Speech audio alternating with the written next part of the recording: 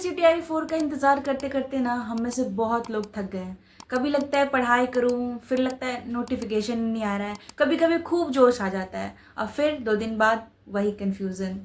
क्या अगर तुम्हारा सपना नौकरी पाने का है, टीचर बनने का है, तो टीआरई 4 का इंतज़ार करते करते भी आपको अपनी पढ़ाई नहीं रोकनी है। मैं कोई एक्सपर्ट नहीं हूँ, ना ही मैं कोई टीचर हूँ। मैं आप ही की तरह एक स्टूडेंट हूँ। मैं बीपीएससी टीआरई 4 की तैयारी कर रही हूँ। अपनी प्रिपरेशन जर्नी में इन 5 चीज़ों का बदलाव किया है। मैं वही चीज़ें आज आपके साथ शेयर करने जा रही हूँ। कहीं ऐसा तो नहीं कि इन 5 चीज़ों की वजह से आपकी भी तैयारी अटकी हुई हो। सबसे पहली चीज़ जो मैं बदलने जा रही हूँ वही सबसे ज़्यादा मेन इंपॉर्टेंट होता है और सबसे ज़्यादा गोल ओरिएंटेड भी वही होता है।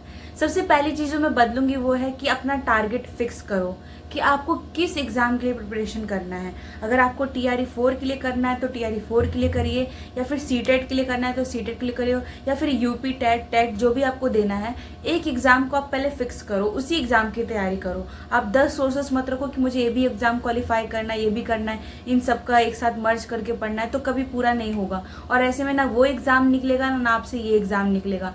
तो एक आप टारगेट सेट कर लो कि मेरे को ये एग्ज़ाम पहले क्लियर करना है, तो मुझे उसी एग्ज़ाम के अकॉर्डिंग पढ़ना है। तो आपका सबसे बड़ा जो क्या होता है ना स्टूडेंट का, कि वो क्या करते हैं कि जैसे सीटेट आ रहा है तो सीटेट का भी प्रिपरेशन कर रहे हैं, टीआरई 4 का भी प्रिपरेशन कर रहे हैं। ऐसे में आपकी पढ़ाई बहुत ही कम होगी, दोनों में से किसी की भी अच्छी सी पढ़ाई नहीं होगी।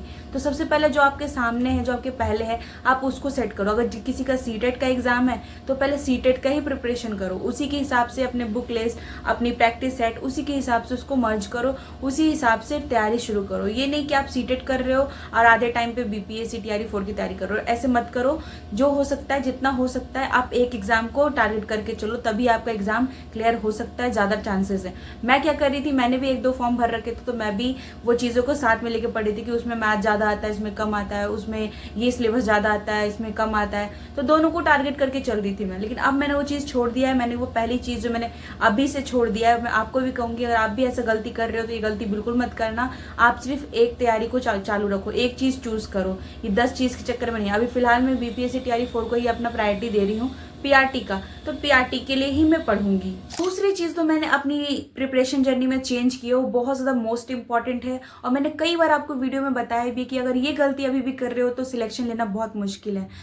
पहला जो मैंने आपको बताया कि आप अपने जो आपका टारगेट है उसे फिक्स करो, कौन सा एग्जाम है आपका, उसी के हिसाब से प्रिपरेशन करो। दूसरा टिप्स ये है कि आप अपना जो सोर्स है उसको फिक्स रखो। आप दूसरों को देख के स्ट्रैटेजी चेंज मत करो, आप दूसरों को देख के बुक्स चेंज मत करो, क्योंकि जो भी एस्पिरेंट होते हैं, अभी जितने भी एस्पिरेंट है जो तैयारी कर रहे हैं, किसी भी एग्जाम की तैयारी कर रहे हैं, उनके पास सोर्स की कमी नहीं है, उनके पास बुक्स की कमी नहीं है, उनके पास रिसोर्सेज की कमी नहीं है। सब अपना अपना इकट्ठा करके बैठे हुए हैं और उनके पास नोट्स की भी कमी नहीं, वो खुद का भी नोट्स बना चुके हैं। फिर भी वो दूसरों का नोट्स देख के दूसरों के मांगते हैं, दूसरे का बुक्स देख के वो सोचते हैं कि मैं भी इस बुक को पढ़ूंगा। तो इस चीज को अभी से करना बंद कर दो। सोर्स को लिमिटेड रखो, एक फिक्स कर लो कि मुझे ये रिसोर्सेज पढ़ना है, इन बुक्स में से ही मेरे को पढ़ना है, क्योंकि आपने टारगेट तो सेट कर ही लिया कि मुझे इस एग्जाम की तैयारी करना है। उसी हिसाब से 4-5 बुक्स को अपने सेट कर लो। अगर आप मेरा फॉलो करते हो तो मैंने ऑलरेडी मैंने आपको बताया है, जीके जीएस वाली जो मेरा वीडियो था उसमें बताया कि मैंने कौन सी बुक से प्रिपरेशन कर रही हूँ, वही 4-5 बुक से मैं प्रिपरेशन कर रही हूँ। उसके अलावा मैं कुछ भी अलग से फॉलो नहीं कर रही।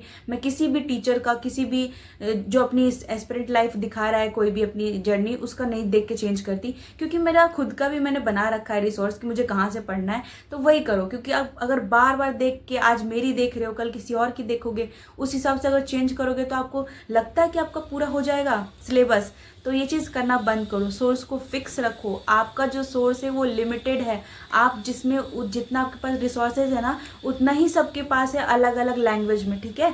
तो वो इस चीज़ को अपने आप मैनेज करो और मत रिसोर्स चेंज करो। रिसोर्सेज एक रखोगे तो जल्दी जल्दी आपका जो सिलेबस है कवर हो जाएगा। कुछ चेंज करना ही है तो प्रैक्टिस सेट को चेंज करो ना, जितना हो सके प्रैक्टिस सेट अलग अलग जगह से लगाओ, ये चेंज करो, सोर्स को मत चेंज करो, ठीक है। सोर्स फिक्स करो। तो मैं तीसरी चीज जो मैंने चेंज की है वो है कि मैं डेली एमसीक्यू और प्रैक्टिस क्वेश्चंस लगाती हूँ।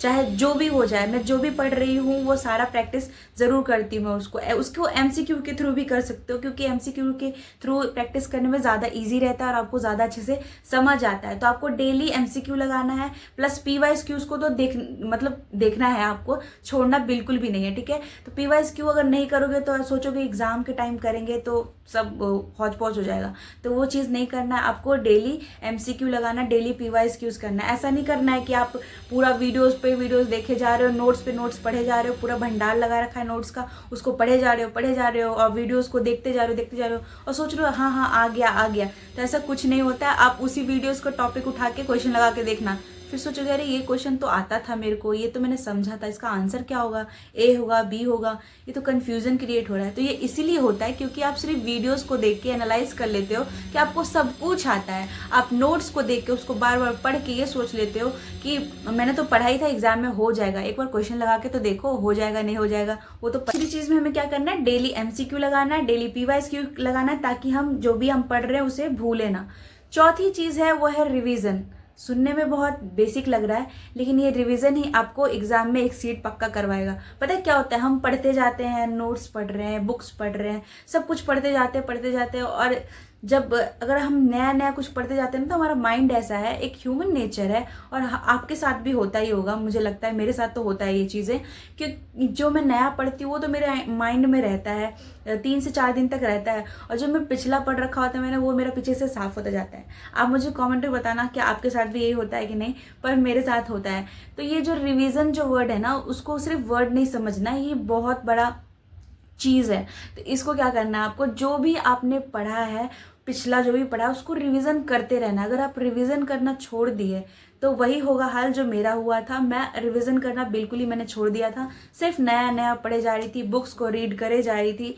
तो उससे क्या हुआ, जो मैंने प्रीवियसली जितने भी रिविजन पढ़ाई की थी वो सब मैं भूल चुकी थी कि मैंने क्या पढ़ा था क्या नहीं पढ़ा था। बस जो नया चीज़ मैं पढ़ रही थी, नए चैप्टर्स, बस उसी को देख रही थी। तो इस गलती को आपको भी नहीं करना है। ये चीज़ मैंने अभी सुधारा है, आपको भी सुधारना है ये गलती, ठीक है। आपको रिविजन बिल्कुल नहीं छोड़ना है। जितना भी प्रीवियस आप पढ़ते हो ना, उसको भी रिवाइज करते चलना है। भले ही आप 3 दिन पे 4 दिन पे एक बार देख लेना, ठीक है। उसको अगर आप रिविजन को आप ऐसे कर सकते हो कि जैसे आज पढ़ा, उसको 2-3 दिन बाद आप दूसरा पढ़ रहे हो तो उसको चौथे दिन उसको वापस से रिवाइज कर लेना एक बार देख के। और जब तक वो 7 बार रिवाइज ना हो जाए ना, उसको छोड़ना मत, क्योंकि अगर आप किसी भी चीज़ को 7 बार रिवाइज कर लोगे तो वो शायद ही आप उसे भूल पाओगे। ये मेरा खुद का पर्सनल है, मैंने आपके साथ शेयर किया, पर आप एक बार ट्राई करना, इसको कभी नहीं भूलोगे अगर जो रिविज़न को इस तरीके से यूज़ किया तो। 7 दिन तक लगातार आपको पढ़ना है, कुछ भी पढ़ो आप 7 दिन तक लगातार। लेकिन जो आज अगर मान लो आपने आज पढ़ा है तो उसको 3 दिन बाद रिवाइज करना। ऐसे करते करते उसी टॉपिक को आप 7 बार रिवाइज करना, पक्का आपको याद हो जाएगा। आपको एक तरीके से कॉन्सेप्ट पूरा लर्न हो जाएगा और कह सकते हो रट्टा भी हो जाएगा। तो वो चीज़ आप फॉलो करके देख सकते हो। अगर आपको हेल्प मिलेगी तो मेरे को अच्छा ही लगेगा कि आपको मेरी चीज़ें हेल्पफुल लगती है।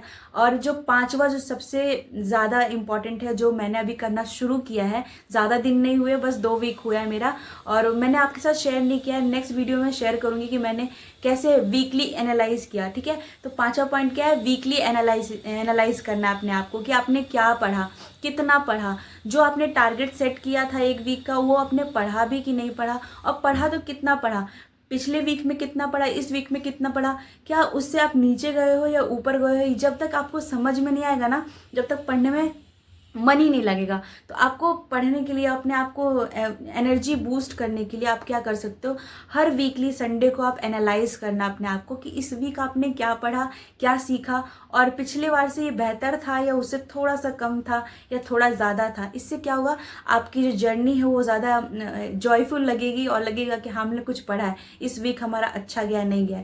बाकी नोटिफिकेशन का जो भी आने का है नहीं है वो सब हमको पता चल जाएगा। पर देखो, हमारे पास नोटिफिकेशन जो है वो हमारे हाथ में नहीं है, लेकिन नोटिफिकेशन के लिए आने के बाद हम एग्ज़ाम देने के लिए तैयार हैं या नहीं है, ये हमारे हाथ में है। तो इस चीज़ को ही ध्यान में रख के अपनी पढ़ाई जारी रखना। इन 5 गलतियों को मैं कर रही थी और मैंने इसको सुधारा है।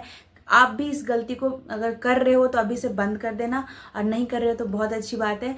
अगर वीडियो हेल्पफुल लगी हो, यूज़फुल लगी हो, तो वीडियो को सब्सक्राइब कर लेना, चैनल को सब्सक्राइब कर लेना, और वीडियो को लाइक कर देना, शेयर कर देना अपने दोस्तों के साथ। मिलते हैं नेक्स्ट वीडियो में, तब तक बाय बाय।